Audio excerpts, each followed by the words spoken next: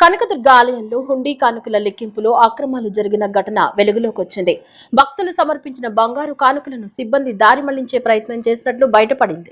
స్థానికుల సమాచారం ప్రకారం అసలైన బంగారు వస్తువులను రోల్డ్ గోల్డ్ పేరుతో పక్కన పెట్టి వాటిని అక్రమంగా మళ్లించే ప్రయత్నం చేసినట్లు తెలుస్తోంది.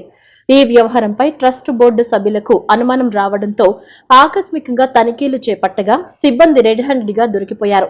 తనిఖీల్లో భాగంగా సుమారు 1.25 లక్షల విలువైన బంగారు వస్తువులను అధికారులు స్వాధీనం చేసుకున్నారు. ఈ ఘటనపై దేవస్థానం ఈవో సీనా నాయక్ తీవ్రంగా స్పందించారు. బాధ్యులైన సిబ్బందికి మెమోలు జారీ చేసి తదుపరి కఠిన చర్యలు తీసుకుంటామని హెచ్చరించారు. P4 పథకం వార్షికోత్సవం సందర్భంగా సీఎం చంద్రబాబు నిర్వహించిన సమీక్షా సమావేశంలో సెంట్రల్ ఎమ్మెల్యే బోండా ఉమా, ఎన్టీఆర్ జిల్లా కలెక్టర్ లక్ష్మీషా ఆన్లైన్ ద్వారా పాల్గొన్నారు. ఈ సమావేశంలో నియోజకవర్గ అభివృద్ధి, ప్రభుత్వ పథకాల పురోగతిపై సమీక్షించారు. మౌలిక వసతులు, గృహాలు, త్రాగునీరు, రహదారులు, ఆరోగ్యం, విద్యా రంగాల అభివృద్ధిపై ప్రత్యేక దృష్టి సారించాలని సూచించారు. పేదరిక నిర్మూలనలో భాగంగా స్వయం ఉపాధి, మహిళా సాధికారత, యువతకు నైపుణ్య శిక్షణలను మరింత బలోపేతం చేయాలని అధికారులకు దిశానిర్దేశం చేశారు. ప్రభుత్వ పథకాలు పారదర్శకంగా లబ్ధిదారులకు చేరేలా చర్యలు తీసుకోవాలని స్పష్టం చేశారు. అధికారులు సమన్వయంతో పనిచేసి ప్రజల సమస్యలను వేగంగా పరిష్కరించాలని ఎమ్మెల్యే బోండా ఉమా సూచించారు. పరాభవ నామ సంవత్సర చైత్రమాస కళ్యాణ బ్రహ్మోత్సవాల్లో భాగంగా 2వ రోజు గంగా పార్వతి సమేత దుర్గా మల్లేశ్వర స్వామివార్ల ఉత్సవమూర్తులను రావణ వాహనంపై దేవస్థానం ఆధ్వర్యంలో ఊరేగించారు. మల్లేశ్వరాలయ ప్రాంగణంలో అర్చక స్వాములు మూల మంత్ర హవనాలు పూర్తి చేశారు. కోలాట బృందాలు, డప్పు నృత్యాలతో ఊరేగింపు పాతబస్తీ పురవీధిలో కొనసాగింది.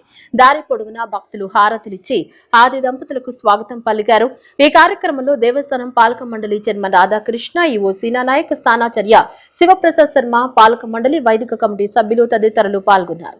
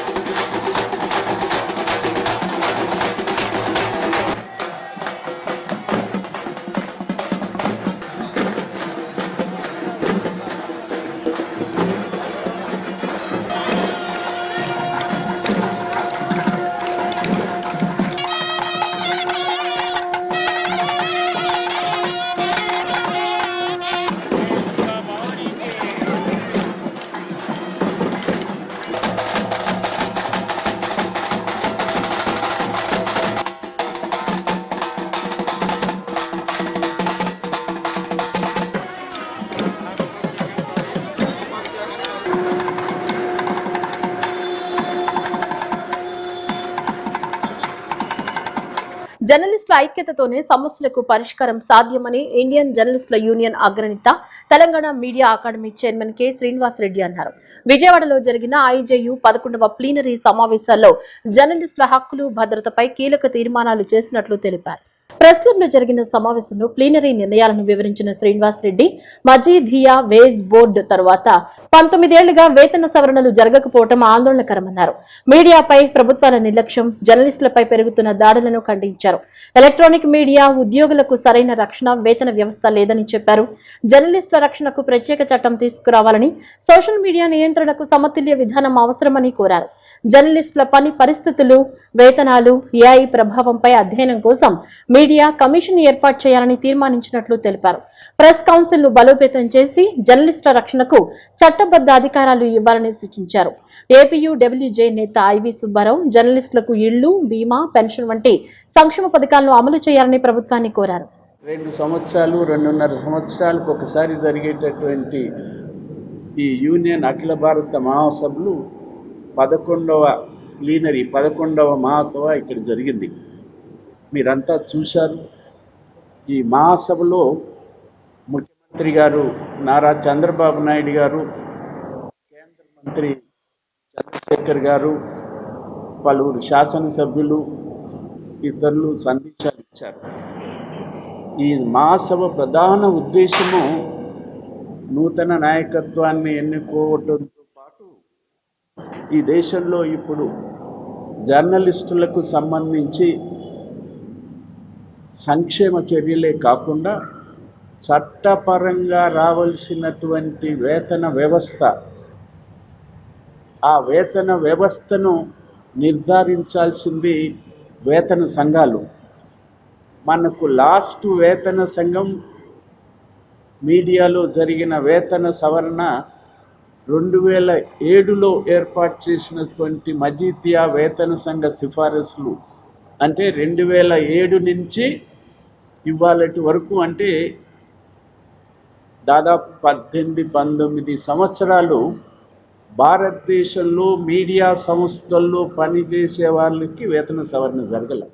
అన్ని చోట్ల కూడా దాడులు బాగా ఎక్కువ జరగటం, ప్రపంచంలో అత్యంత విపత్కర పరిస్థితుల్లో మీడియా ఉన్నటువంటి దేశాల్లో భారతదేశం కూడా మీడియా ఫ్రీడమ్ ఇండెక్స్లో మనం చాలా కింద స్థాయిలో ఉన్నాం.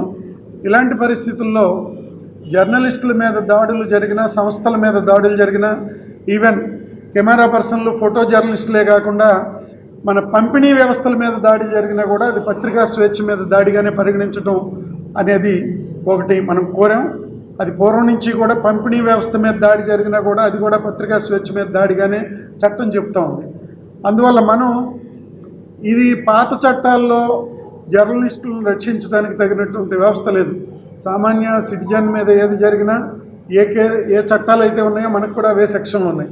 అందుకని మనం ఒక ప్రత్యేక చట్టాన్ని జర్నలిస్టుల కోసం, అంటే రక్షణ కోసం, మీడియా పర్సనల్ యొక్క భద్రత కోసం, వాళ్ళ రక్షణ కోసం ఒక చట్టాన్ని చేయాలని కోరుతూ, కేంద్ర ప్రభుత్వాన్ని కోరుతూ ఒక తీర్మానం చేశాం. ఇప్పటికే ఛత్తీస్గఢ్లో అటువంటి చట్టం ఒకటి అమల్లో ఉంది. మహారాష్ట్రలో గతంలో చేశారు. అక్రిడేషన్స్ని కొత్తగా విస్తృత స్థాయిలో గతంలో ఇవ్వడానికి ప్రభుత్వం కొత్త జీవో తీసుకొచ్చినందుకు ధన్యవాదాలు తెలియజేస్తూ, బస్సు విషయంలోనూ అలాగే కొన్ని కొత్త జిల్లాల విషయంలోనూ ఉన్న సమస్యల్ని తక్షణం పరిష్కరించాలని ముఖ్యమంత్రి గారి ద్వారా అక్కడ ఉన్న ఐఎన్పిఆర్ మినిస్టర్ కూడా చెప్పడం జరిగింది. అలాగే గతంలో వర్కింగ్ జర్నలిస్ట్ ఎవరైనా, జర్నలిస్ట్ కానీ, వీడియో జర్నలిస్ట్ కానీ, ఫోటో జర్నలిస్ట్ కానీ యాక్సిడెంట్లో చనిపోతే తక్షణం ఆ కుటుంబానికి 10 లక్షల ఆర్థిక సహాయం ఇచ్చే యాక్సిడెంటల్ ఇన్సూరెన్స్ పాలసీ ప్రభుత్వం అమలు చేసేది. 2016లో దీన్ని అప్పుడు చంద్రబాబు నాయుడు గారే ప్రారంభించారు. 2019 నుంచి అది బ్రేక్ పడింది. మళ్ళీ తిరిగి చంద్రబాబు నాయుడు గారు ముఖ్యమంత్రి అయిన తర్వాత మనం దాన్ని వెంటనే పునరుద్ధరించాలని, ఎక్కడైనా జర్నలిస్టు చనిపోతే, యాక్సిడెంట్లో చనిపోతే వెంటనే 10 లక్షలు ఇచ్చే విధంగా ఆ స్కీమ్ను పునరుద్ధరించాలని కోరాం. కానీ అమలు కాలేదు. ఆ విషయాన్ని ఈ సభ ద్వారా ముఖ్యమంత్రి గారి దృష్టికి తీసుకెళ్లడం జరిగింది. వైఎస్ఆర్సీపీ కేంద్ర కార్యాలయంలో మహావీర్ జయంతి సందర్భంగా భగవాన్ మహావీర్ చిత్రపటానికి పూలమాల వేసి నివాళులర్పించిన మాజీ ముఖ్యమంత్రి వైఎస్ఆర్సీపీ అధినేత వైఎస్ జగన్మోహన్ రెడ్డి. ఈ కార్యక్రమంలో మాజీ మంత్రి ఆర్కే రోజా, వైఎస్ఆర్సీపీ ప్రధాన కార్యదర్శి ఎమ్మెల్సీ లేళ్లాపిరెడ్డి, వైఎస్ఆర్సీపీ ప్రధాన కార్యదర్శి S V Satish Kumar Reddy, Jain welfare corporation మాజీ చైర్మన్ మనోజ్ కొఠారి, కుందన్ గాంధీ, ప్రవీణ్ పౌలాముతా, ప్రవీణ్ కుమార్ జైన్, మనోజ్ జైన్ పాల్గొన్నారు. ఓం నమో ఆయర్యానం, ఓం నమో ఉపజాయానం, నమో లోయే సవశామూనం, ఏసో పంచనముకారో సర్వ పావపనాశనో मङ्गलानञ्च सर्वेसिन् परमं वै मङ्गलम्. అతను మాట్లాడలేడు, వినలేడు. కానీ క్రికెట్లో చూపిన ప్రతిభ ఆ యువకుని గురించి అందరూ మాట్లాడేలా చేస్తోంది. ఎక్కడ శిక్షణ తీసుకోకుండానే సొంతంగా సాధన చేసి తానేమిటో నిరూపించుకున్నాడు. అంతర్జాతీయ స్థాయిలో పేరు తెచ్చుకున్నాడు. అతని విజయవాడ సమీపంలోని కొండపల్లికి చెందిన రావూరి యశ్వంత్ నాయుడు భారత బదిరుల క్రికెట్ జట్టుకు ప్రాతినిధ్యం వహించి గత నెల 5 నుంచి 14వ తేదీ వరకు శ్రీలంకలో జరిగిన 3 T20, 2 వన్డే మ్యాచ్ల్లో అద్భుతమైన ప్రతిభను ప్రదర్శించి జట్టు ఛాంపియన్ గా నిలవడానికి దోహదపడ్డాడు. కరాచీలో ఆగస్టు 20 నుంచి 28 వరకు జరిగే మరో టోర్నీలో పాల్గొనేందుకు ఆహ్వానం అందుకున్నాడు. ఆర్థికంగా చేయూతనిస్తే మరిన్ని మ్యాచ్ల్లో రాణించి దేశానికి, రాష్ట్రానికి పేరు తెస్తానని యశ్వంత్ నాయుడు పేర్కొంటున్నాడు. క్రికెట్లో రాణిస్తున్న యశ్వంత్ నాయుడుకి రాయల్ క్లబ్ అండగా నిలిచింది. రాయల్ విజయవాడ నెలవారీ సభ్యత్వ సమావేశం నిర్వహించుకున్నారు. Western college of business management లో జరిగిన కార్యక్రమంలో ప్రముఖ క్రికెటర్ రావూరి యశ్వంత్ నాయుడిని ఘనంగా సత్కరించారు. ఇంటర్నేషనల్ క్రికెట్ ప్లేయర్ ఎంతో ఆదర్శంగా నిలిచారని పలువురు ప్రశంసించారు. రాయల్ నరహరి, రాయల్ తోట వెంకట రవీంద్ర, రాయల్ దారపురెడ్డి ఆజాద్ బాబుతో పాటు పలువురు ప్రముఖులు పాల్గొన్నారు. రాయల్ క్లబ్ ఆధ్వర్యంలో ప్రతి ఏడాది కోట్లాది రూపాయల నిధులు వెచ్చించి విద్యార్థులకు ఉన్నత విద్య కోసం ఉపకార వేతనాలు పంపిణీ చేస్తున్నామని చెప్పారు. క్రికెట్లో ఎంతో ప్రతిభ చూపుతున్న యశ్వంత్ నాయుడుని నేటి యువత ఆదర్శంగా తీసుకోవాలని విజ్ఞప్తి చేశారు. శ్రీ అయోధ్య రామయ్య ఉత్సవ సమితి ఆధ్వర్యంలో శ్రీ జానకిరాముల కళ్యాణం మహోత్సవాలు కొత్తపేటలో అంగరంగ వైభవంగా జరుగుతున్నాయి. ఈ ఉత్సవాల్లో భాగంగా సీతారాముల నగరోత్సవం అంగరంగ వైభవంగా సాగింది. అందంగా అలంకరించిన అశ్వరథంపై జానకిరాములను అధిరోహింపజేసి నగర వీధుల్లో ఊరేగించారు. కోలాటం, నృత్యాలు, మంగళ వాయిద్యాల నడుమ అయోధ్య రామయ్య నగరోత్సవం ఆద్యంతం కమనీయంగా సాగింది. శ్రీ అయోధ్య రామయ్య ఉత్సవ సమితి ఆధ్వర్యంలో ఈ నెల 27 నుంచి జానకిరాముల కళ్యాణ మహోత్సవాలు వైభవంగా సాగుతున్నాయి. ఈ ఉత్సవాల్లో భాగంగా ప్రతిరోజు వివిధ ఆధ్యాత్మిక కార్యక్రమాలను భక్తి శ్రద్ధలతో నిర్వహిస్తున్నారు. ఇందులో భాగంగా అయోధ్య రామయ్య నగరోత్సవం నేత్రపర్వంగా సాగింది. వరలక్ష్మి బృందం నేతృత్వంలో శ్రీ లలిత భజన మండలి వారిచే కోలాట ప్రదర్శనలు, గరిడి సేవ, మంగళ వాయిద్యాలు, పండితుల మంత్రోచ్చరణ నడుమ నగరోత్సవాన్ని అంగరంగ వైభవంగా నిర్వహించారు. కొత్తపేట సైకంవారి వీధి నుంచి ప్రారంభమైన నగరోత్సవం వంటంలోని పలు వీధుల మీదుగా సాగింది. అందంగా అలంకరించిన అశ్వరథంపై సీతారామ లక్ష్మణ సమేత ఆంజనేయ స్వామివార్ల ఉత్సవమూర్తులను ఉంచి షోడశోపచార పూజలను నిర్వహించారు.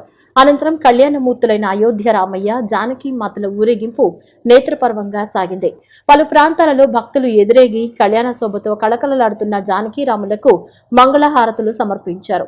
ఈ ఊరేగింపులో అయోధ్య రామయ్య ఉత్సవ సమితి కమిటీ ప్రతినిధులు ఎస్ శ్రీదేవి, ఎం పావని, ఎం నాగలక్ష్మి, కె శ్రీలక్ష్మి, ఎస్ కళాధర్, ఎం కృష్ణకాంత్, పి సంతోష్ తదితరులు పాల్గొన్నారు.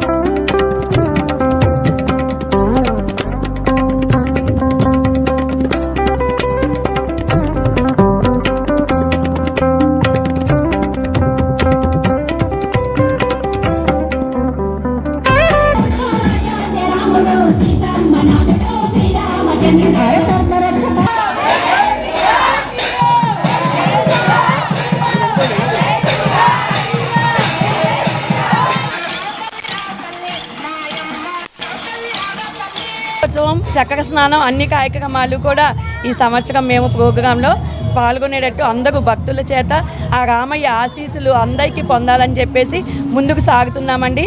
అలానే మా అయోధ్య రామయ్య ఉత్సవ సమితి వారి ఆశీస్సులు, స్వామివారి ఆశీస్సులు ఎప్పుడూ ఉంటూ మేము ఇలాగే ఎన్నో కార్యక్రమాలు చేసుకోవాలని చెప్పి ఆ రామయ్యను, ఆ సీతమ్మ తల్లిని, లక్ష్మణ స్వామిని, పవనసుత హనుమాన్ని కూడా కోరుతున్నామండి.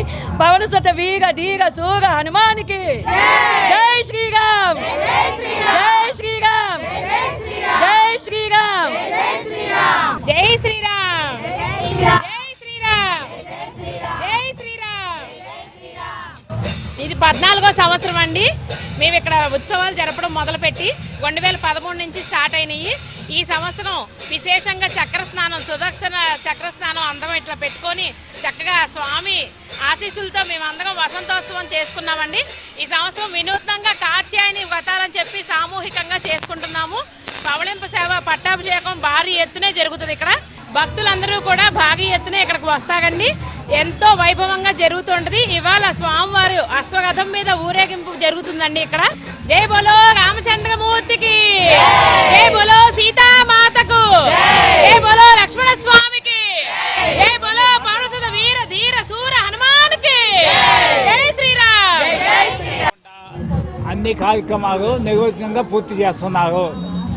ఈ సందాలన్నీ వసూలు చేయడము, ఈ కార్యక్రమాలన్నీ పూర్తి చేయడము చాలా గొప్ప విషయము. 14 సంవత్సరాల నుంచి దేవుడి దైవాగా నిర్విఘ్నంగా పూర్తి చేస్తున్నారు.